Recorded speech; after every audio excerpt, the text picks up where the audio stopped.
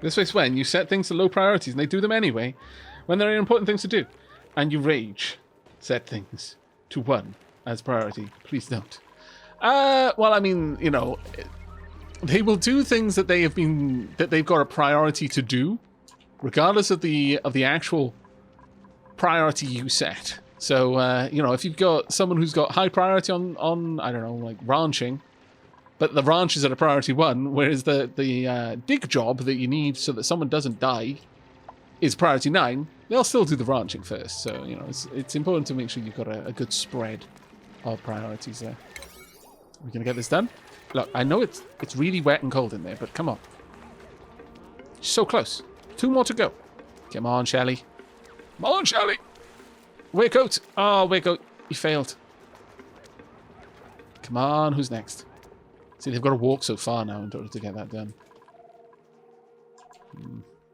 That's a bit of a problem. On the plus side, we're going to be letting a lot of the CO2 out. So that should be helping a little bit. Hooray!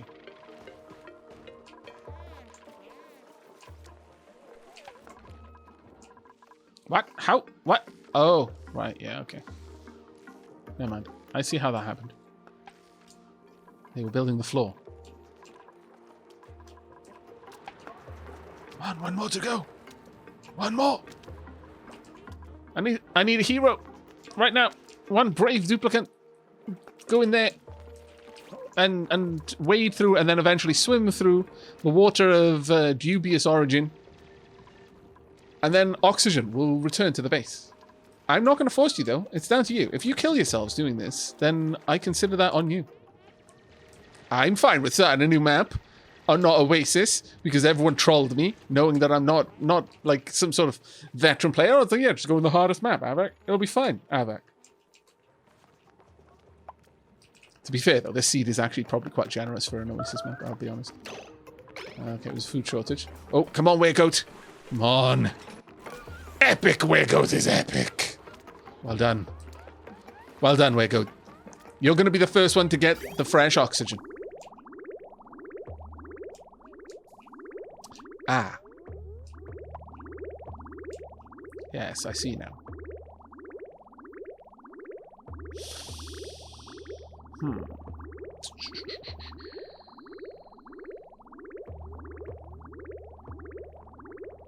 Problem here is we've tapped into the flow that's going into the base. Now, yeah, that's going to keep the lavatories working, but that's the only thing that's going to keep going. All right. On the plus side, I can just deconstruct that. Oh, but this is going to be such a pain to run it this way. Such an epic pain. In the bum.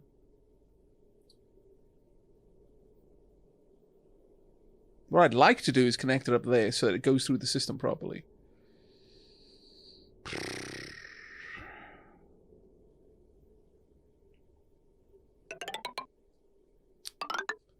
But this is what we're going to do for now.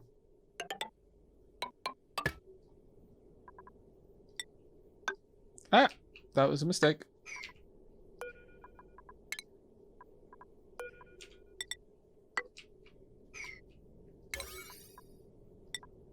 I'm getting serious about needing this done now, so up to an 8.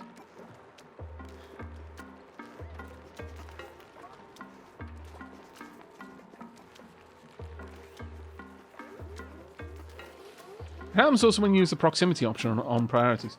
It reduces walk times, but you always get 1 dupe out in the east Jabit, but doing priority 3 things when there is a serious business to do back in the base. Yeah, that probably makes sense. You know what? I've never played with that. I wonder, should I? What do you think, peeps? Should I turn on the, where even is that? I'm not sure with the, oh, it's in the priorities thing, isn't it? Yep. It'll be up here. Options. Enable proximity. Enabling proximity settings tells my duplicants to always choose the closest, most urgent errands to perform. When disabled, duplicants will choose between 2 high-priority errands based on a hidden priority hierarchy instead. Enable proximity helps cut down on travel time in areas with lots of high-priority errands, and is useful for large colonies. Yeah. Let's see how that changes things. Enjoy, peeps.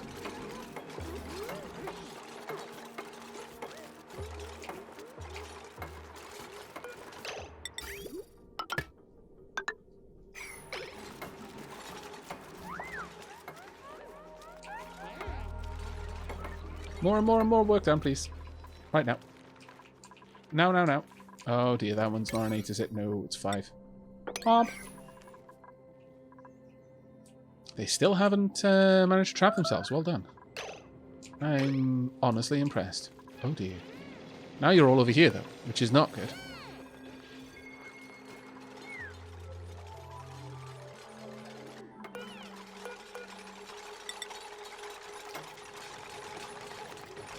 Just try not to get yourself stuck, is all I'm asking.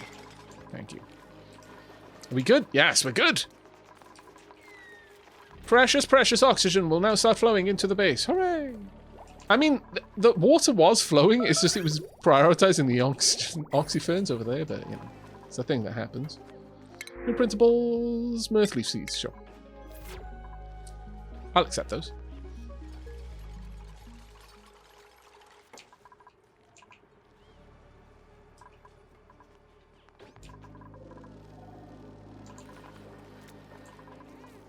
Well, let's have a look at the oxygen flowing into the base. There we go.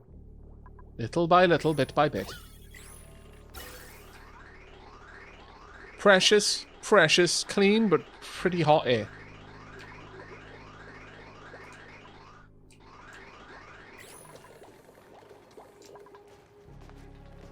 And this is culprit number 1. This is like the main cause of a lot of people's frustration with the game when it comes to the hard science simulation aspect.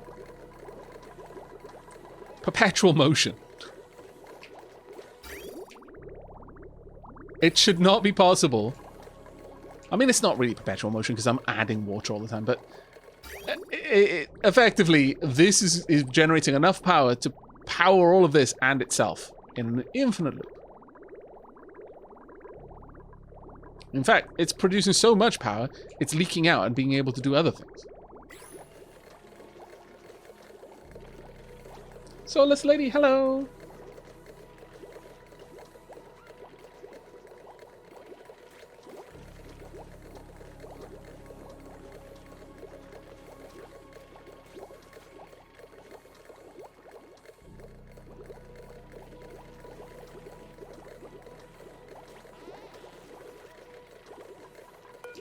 I mean, duplicants are pretty short.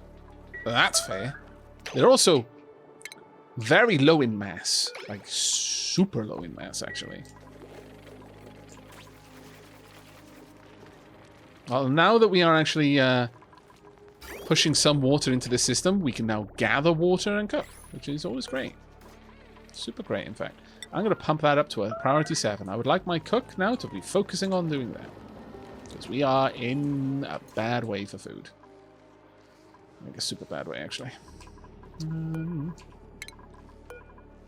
deconstruct this so I can get across here. Start building all this out. Oh, alright. We're doing okay for coal right now, I think. Yeah, 35 tons is not a lot, actually. But there's decent amounts of coals on the map, though, for us to get at.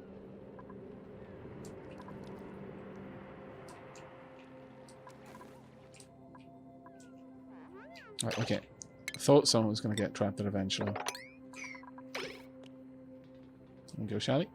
You're going to do it to yourself again soon. I'm hopeful that this is space. If we found space, then we can start focusing on a few other things. Start working through some other problems. How's the base looking oxygen-wise? Well, I mean, the infirmary is looking amazing oxygen-wise. The other areas, you know, they're okay.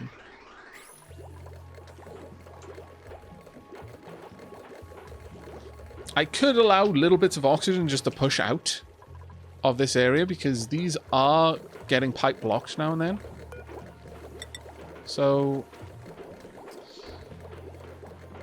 if I do that,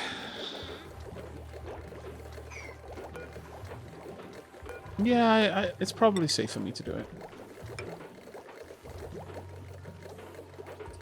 This will allow this thing to pretty much run constantly, which will generate more power as well, which will cut down on our coal consumption, but will also oxygenate the outside, because it is getting a bit difficult for my peeps to breathe out there now. Which is worrisome. Very worrisome, actually. We've got so much water on the map that it really isn't going to be an issue. No, a water fissure as well. A water geyser.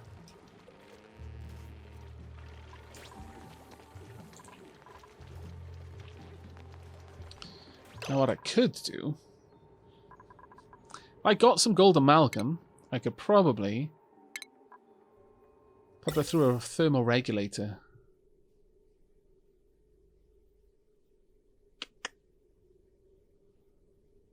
I mean, I'd drop the temperature of the air. Oh, actually, I've already got a gas vent there, so I don't need this. Cancel that, then. Once this is backed up, it will... yeah, it will still affect it a little bit, because there's more gas being pumped by these three than this one pipe can accommodate, is the issue. I can fix that by doubling up the amount of gas that I'm allowing to flow out.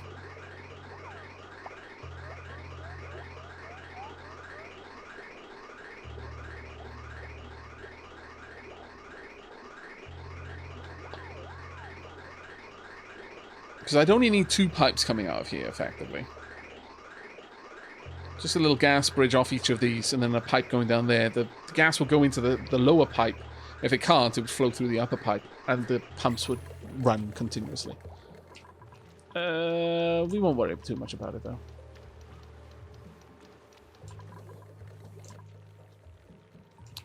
Right, I'm afraid I'm going to have to start purging some of the critters around, though. Because we are hurting for food so badly. I'm gathering up more salt all the time.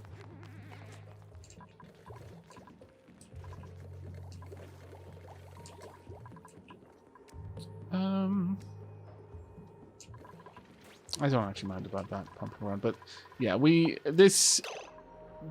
keeping 8 dupes alive when the air in here is just above the temperature required is going to be difficult. If I pulled it down just a tiny bit, it would be enough. Yeah, I think I'm going to have to. Now, that is going to make this area much, much hotter. In fact, it's quickly going to overburden this. Have I got anything that has any kind of overheat help? No. So looking for some gold amalgam it is then. Got a bit of gold amalgam over here. Once again, you've trapped yourself.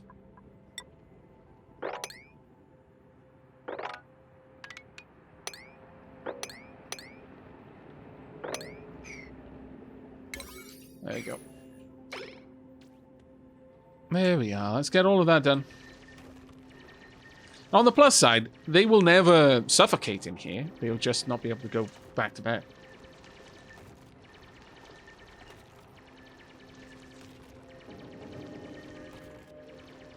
Only one death. Yeah. Poor old Belial.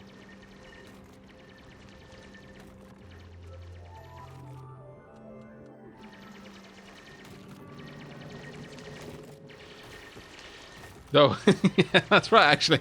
It was ruled a suicide. Belial couldn't handle it anymore. Decided to take the most direct route out of the colony possible.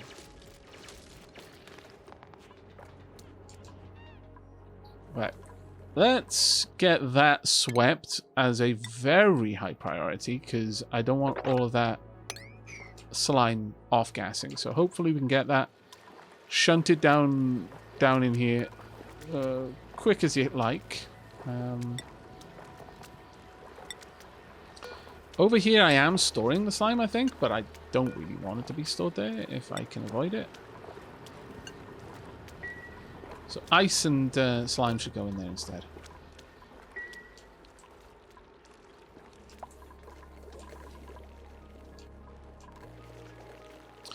Now, let's go ahead and build this... the thermal regulator. Donk. Now, how much power does that pull? 240. How much power we got available here? I could hook it up to the...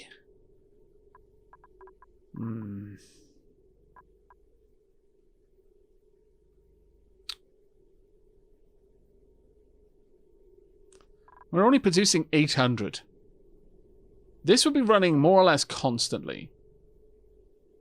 We're already at a point where, realistically speaking, we're not producing enough power here. Oh, mind you, I'm also building up a charge. Because these aren't always running. Nevertheless, I don't think putting her on that run would be a wise move.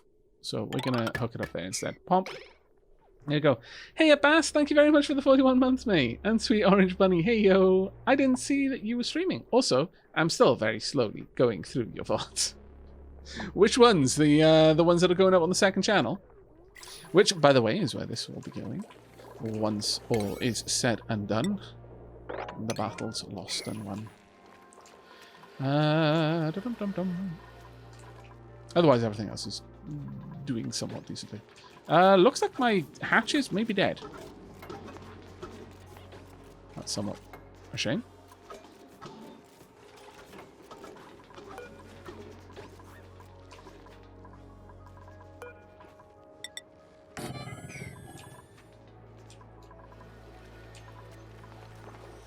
At least we got one stone hatchling egg out of them. That'll keep us going for now.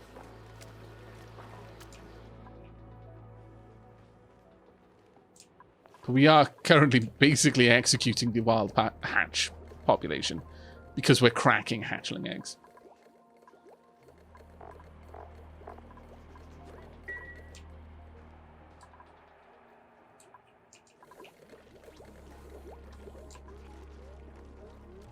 There we go. Let's get all of that finished if we can.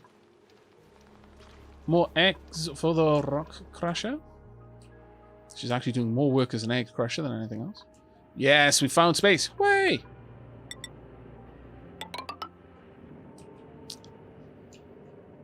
Now then, actually, we'll cancel that because I like to go out like this. Go through the abyssal where I can put a door and then we'll be out there with the crazy hot rock because, you know, there isn't already enough heat on this map.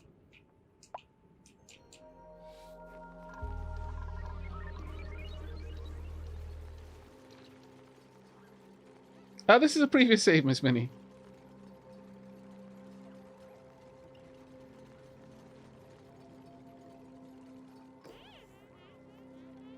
Oh, it's definitely not 20 hours. You know what? I can quickly tell you how many hours it's been.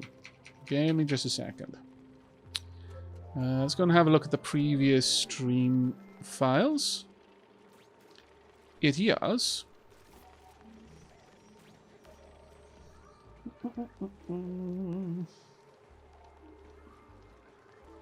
Well, as it happens, it's 19 hours. Just shy of 19 hours. You know, by some odd minutes, like probably 18 hours and a half, 18 hours and 40 minutes, something like that. Please be food, please be food, please. Oh. Not food. I will accept the Arbor Acorn, though, as a conciliatory prize.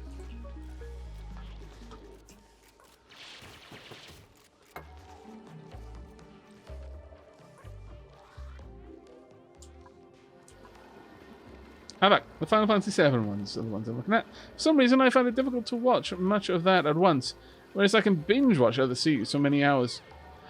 Yeah, I can completely get that. There are certain games that I find hard to play all at once, even though I really enjoy the game. It's kind of like emotional oversaturation.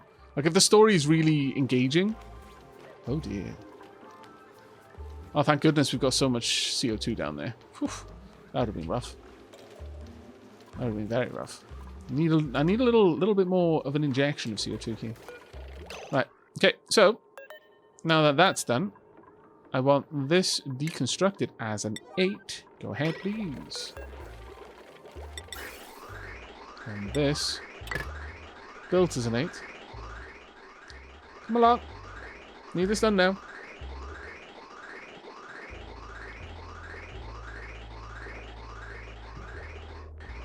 I can only really catch up on the weekends and can't really watch YouTube like before. Yeah, I can imagine. There we are. That should get all of this oxygen getting cooled down a tad. There we go. Now this is going to be dumping a decent amount of heat out. Yeah, it's not going to be nice. But it is going to cool down the oxygen. Oh, wait, did I make that out of the right... Oh, I bet I didn't I? Ah, why? I bet chat was telling me as well. That's the worst part. I bet chat was telling me. I need to make it out of a gold amalgam. That's the whole reason why I went into the slime biome.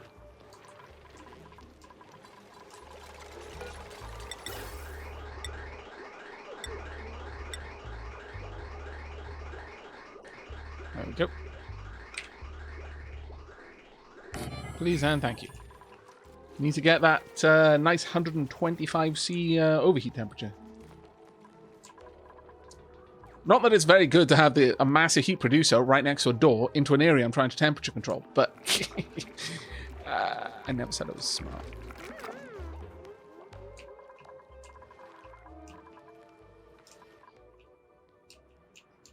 What have we got going on down here? I'm not even sure what kind of core this map has. It might have a bit of a different one than usual. Right, I'm going to be somewhat smart about this. I'm going to dig downwards the sand, like so, and then we'll excavate the dirt.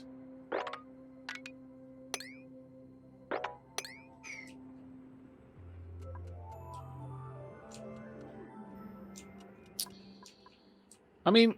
Someone earlier on said we can into space, and we absolutely can. What we can do once we get there, though, that's another matter entirely. But we can get there. It's just, you know, doing anything worthwhile once we're there that is the more questionable part of this equation. Can I get you popped into the ranch, please? Same with you. If you'd be so kind. Oh, look! Gotcha. Stone hatchling. Let's get you out there laying eggs.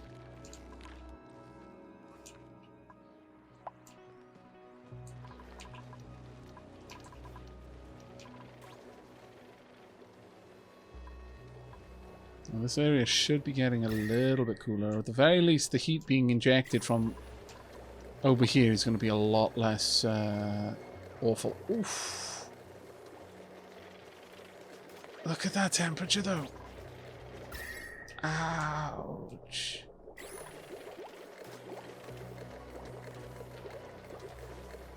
Just ouch. CO2 is not a good transmitter of heat. It is absolutely not a good transmitter of heat. I'm gonna need a cooler for the cooler.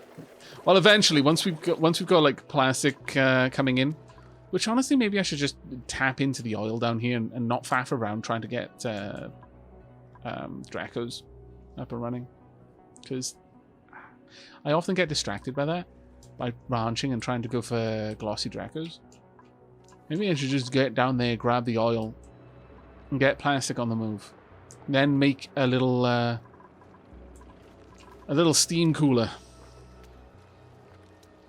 Add a little bit of, well, it wouldn't add power, it would drain power, realistically speaking.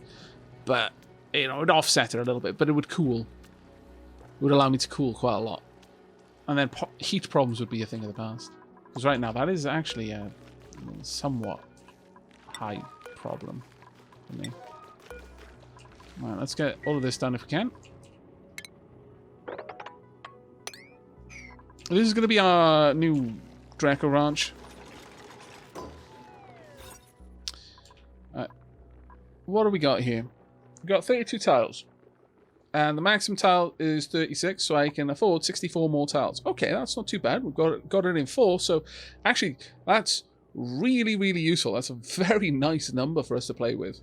That's a very nice number for us to play with. I am filtering the mixed water at the bottom, yep. Yep. No needs to worry.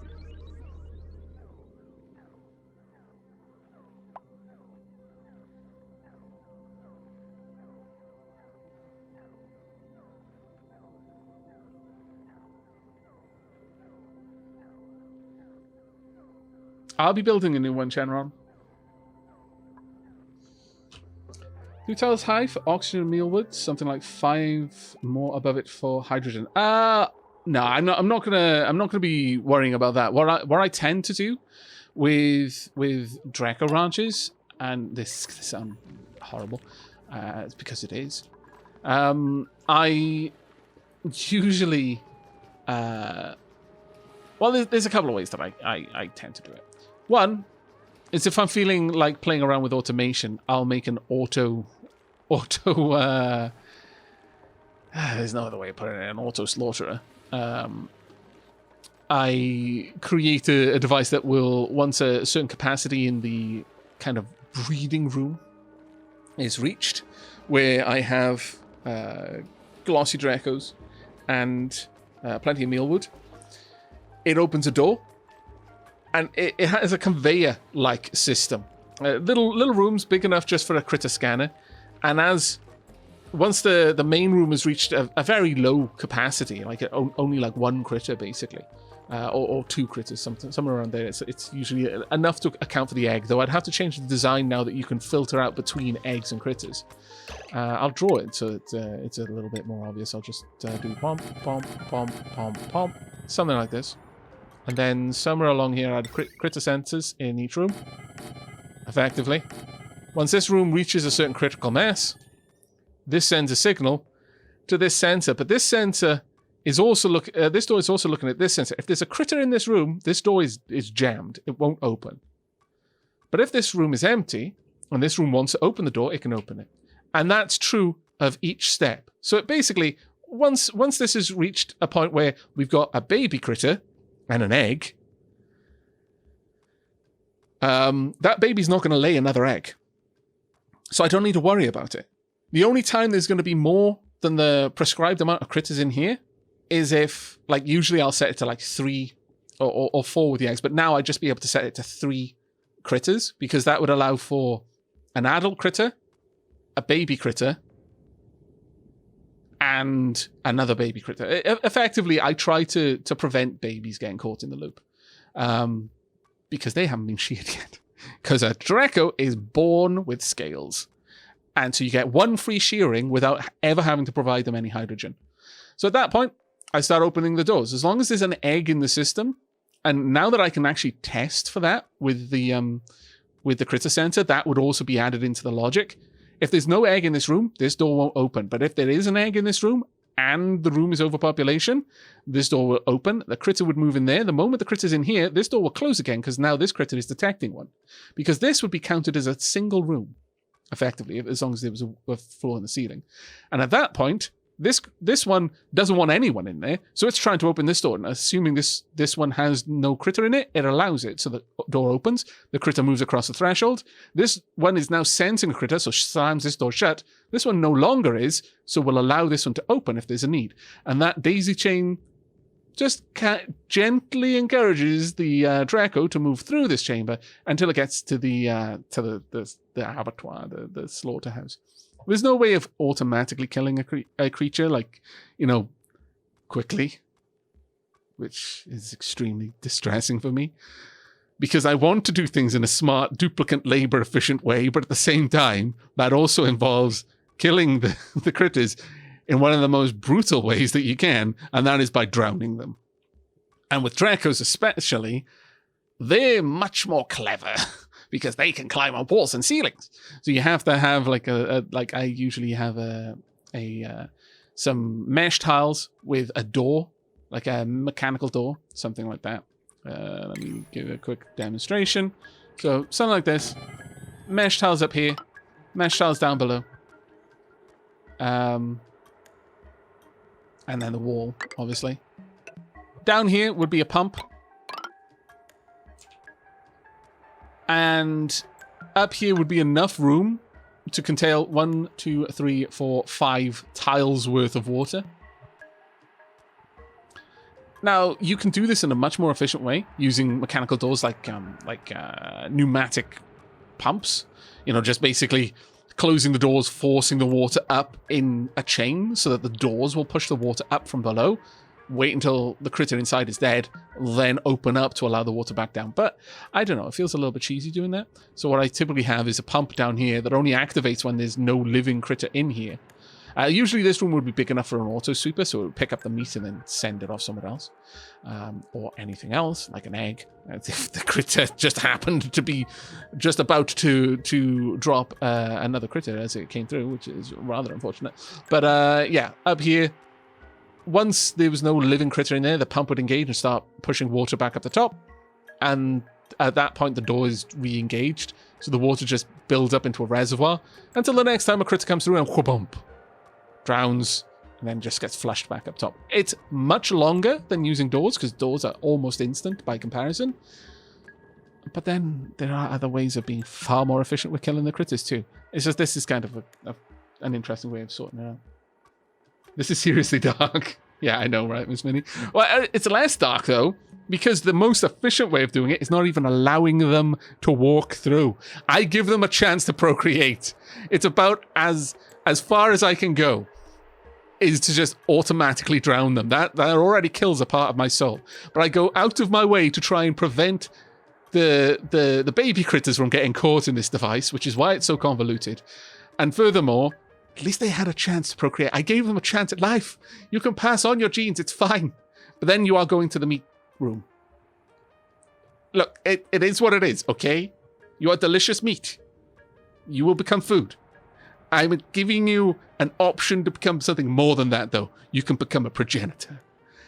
But the most efficient way of doing it is just having a breeding room, getting the prerequisite amount of things, like with a hatch one, just breeding them. Because I'll set up a similar situation for hatches, but with hatches it's even easier. You do something like this and you put water there. Baby hatches can't leap across a 1 tile gap. Or in fact, usually I do something like that. Because adult hatches can jump down 2 and up 2. They can also leap across. Baby can't. So by doing that, you ensure that no baby hatch will ever enter the the Green Mile, I guess. Yeah, the death corridor. But with Draclets, it's a little bit harder because they're so tricksy with being able to climb all over everything.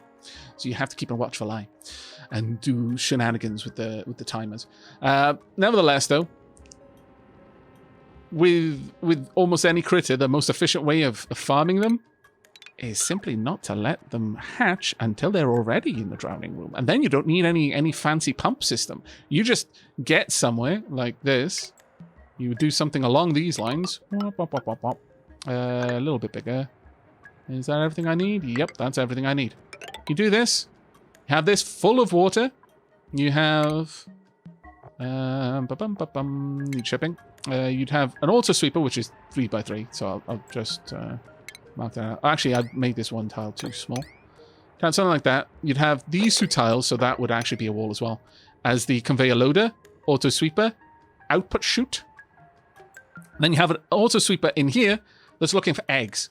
This is why I usually build an incubator in the room with them. An unpowered incubator or a powered one, it doesn't really matter. But this has a very high priority, whereas the conveyor loader has a lower priority.